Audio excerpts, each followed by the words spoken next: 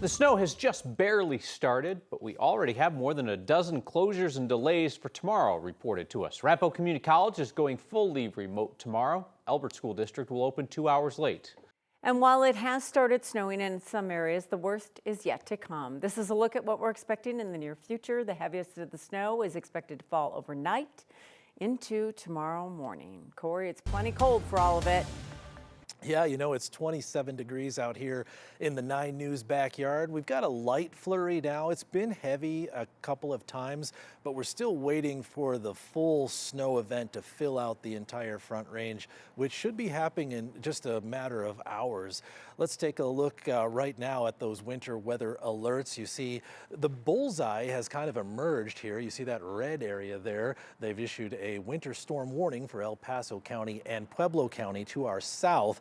But we should get a pretty decent hit right here along the I-25 corridor from Fort Collins to Denver. We're expecting roughly 1 to 6 inches there, ending a little earlier in Fort Collins and then ending by noon here in Denver. So we're expecting a very snowy and slow morning commute tomorrow. Plan ahead.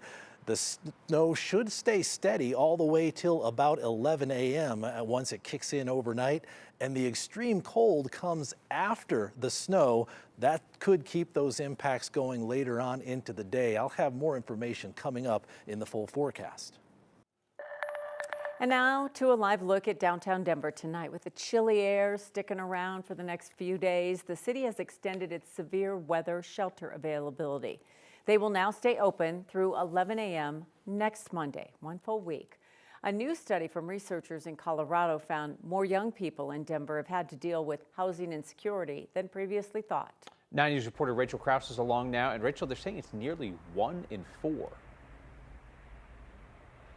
Yeah, nearly 25% of Denver's youth experienced homelessness at some point in 2021. And that number might seem high, but the study's author says previous counts just aren't all that accurate. Now, using a model with data from DPS and state agencies, he believes they're getting a far better look at just how deep this problem goes. I think that everyone in Denver at this point knows that homelessness is a crisis. Josh Barocas with CU Anschutz says the scope of this crisis has been challenging to measure in the past. By using a new model on 2021 homeless data, Barocas says they believe they have a far more accurate estimate of Denver's homeless youth. 25% of kids 14 to 17 in Denver experienced homelessness in that year. 1 in 4 youth, and 75 to 83% of those kids were Black or Hispanic. What that looks like varies widely. So you're walking down the halls of East High School or South High School, and 1 in 4 of those kids is housing unstable at the very least. It doesn't mean that they're sleeping on the streets. It doesn't mean that 1 in 4 kids is sleeping in shelter. It means that 1 in 4 kids is housing unstable.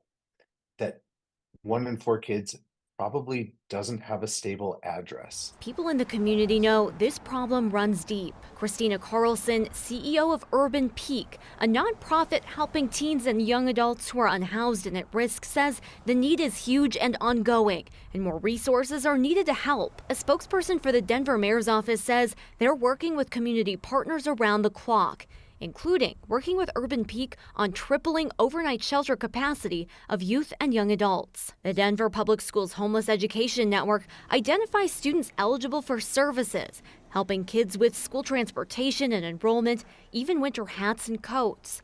Barocas says with so many kids unhoused, more help is needed. We know that we can't solve crises when we're under-resourcing them. Barocas says they're planning to use this method to better understand how many people in Denver and around Colorado are experiencing homelessness. They hope by having a better grasp on that number, they're able to unlock state and federal resources so they can offer people more help. Reporting live in Denver, Rachel Krause, 9 News. Denver's mayor says the city accomplished his goals on homelessness in 2024, but some on city council are not so sure of that. Mayor Mike Johnston says more than 2,200 people were brought indoors last year. Goal was 2,000. And he says his plan to create 3,000 housing units of long-term affordable housing was also accomplished. That is entirely our focus, and that means getting people workforce support, housing support, mental health and addiction support. We've changed the way we provide that programming. Councilwoman Stacey Gilmore says while homelessness decreased downtown, she has seen it increase in her district in Montbello. I'm not seeing the resources being deployed to make sure that we're providing the people who are in our shelters with the supports that they need. Estimates put the total cost of homeless services under Johnson's plan at $155 million over a year and a half. It's about $65 million more than what the city expected to spend.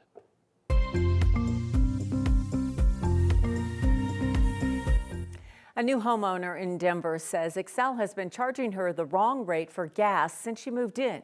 She spent months trying to get it changed before she turned to Steve on Your Side.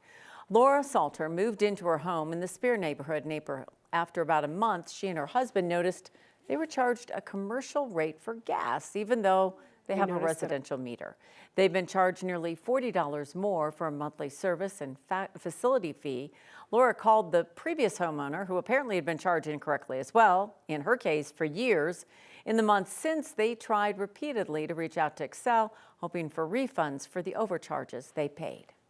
We called, we wrote letters, right? We emailed. It's been months and months and months and months of no response. 8 months, nothing, absolutely no help.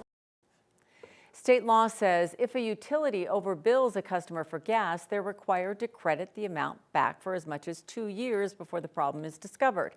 Hours after our interview, Xcel credited $360 to Laura's account. The previous homeowner may not get anything back. Xcel says it believes the statute only applies to current homeowners when a problem like this is discovered and not to past homeowners.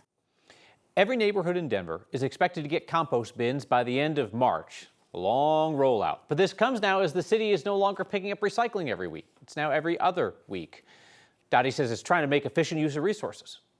What we found in 2 years of doing weekly recycling is that we really didn't see a significant increase in the amount of recyclables that we were collecting. The city is only doing large item pickup once every 9 weeks at this point. Right now, 6% of waste is composted in Denver. The city hopes that 50% of waste could eventually be composted.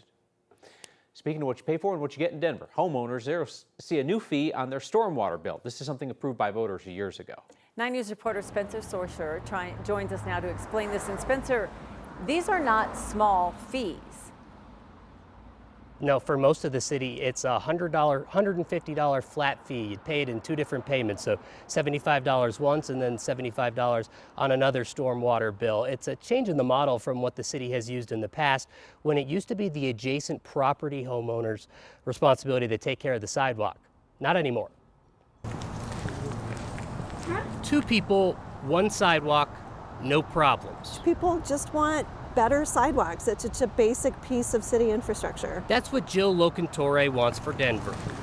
For now, though, she's taking it one very slow step at a time. The voters approved this in November of 2022. A slow step and a really long time. And now it's finally getting started in January of 2025. Locantore runs the Denver Streets Partnership, which started pushing the city to fix its sidewalk problem nearly 10 years ago. The city says 40% of its sidewalks are either missing or too narrow.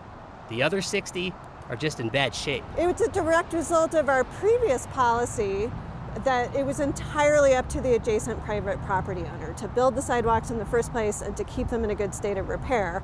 And that's just a terrible way to build public infrastructure. Since the honor system didn't work, at least according to Locantore, now property owners are going to pay.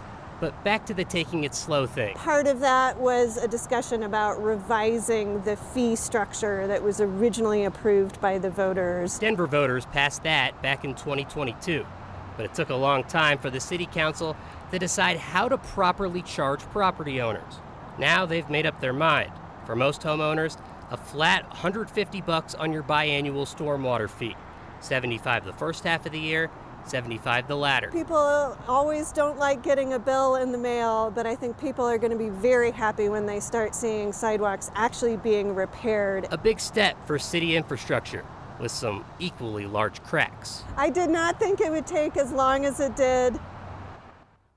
All right, so when is construction going to start on all of these sidewalks across the city? Well, the city doesn't really know yet. They say they have no concrete plan yet for when they're going to work on specific sidewalks. They're going to wait for some of the funding to come in from these fees, and then they'll put together a master plan. Live in Denver, Spencer Soysher, 9 News.